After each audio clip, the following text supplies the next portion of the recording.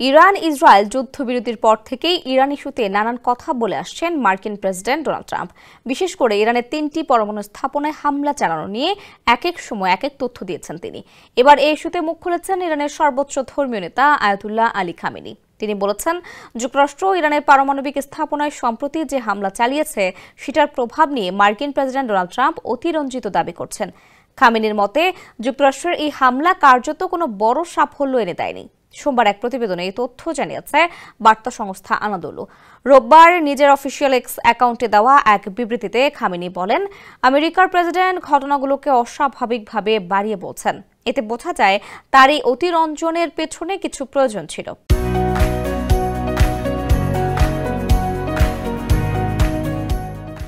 তিনি আরো বলেন, যে কেউ ওই বক্তব্য শুনলে বুঝতে পারবে কথার ভেতরে লুকোনো আছে অন্য বাস্তবতা। আসলে তারা কিছুই করতে পারেনি, আর সেই ব্যর্থতা ঢাকতে এত বড় কথা বলেছে। এর আগে ফক্স নিউজকে দেওয়া এক সাক্ষাৎকারে মার্কিন প্রেসিডেন্ট ডোনাল্ড ট্রাম্প বলেছিলেন, আমেরিকা হামলা চালিয়ে তাদের পারমাণবিক সক্ষমতা ধ্বংস করেছে এবং তারপর থেমে গেছে।